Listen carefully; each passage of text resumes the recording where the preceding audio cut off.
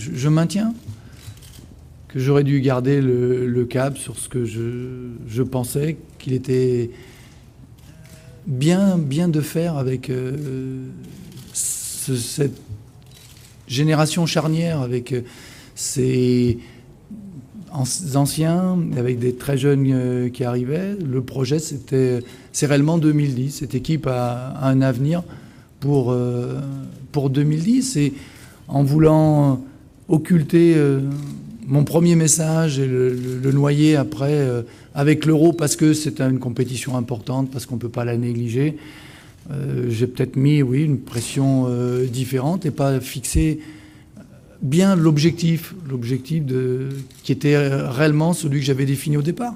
C'est-à-dire l'euro doit servir de champ d'expérience à toute une génération pour 2010. Le choix, c'est de dire il y a un renouvellement qui est en train de se faire et il y a des cadres qui doivent transmettre l'idée de l'équipe de France, l'exigence de l'équipe de France, qui doivent passer le relais petit à petit. Ça, c'est un relais.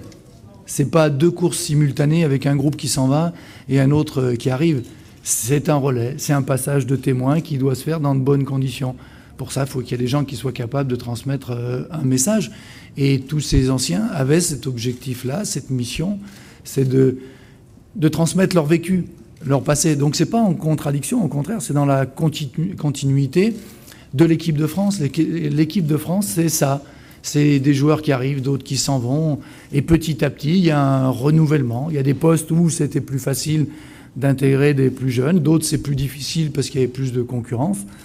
Je ne regrette rien sur l'organisation, dans l'idée de transmettre quelque chose à une génération qui arrive et qui doit se préparer pour la suite, parce que ce sont eux qui feront l'équipe de France de demain.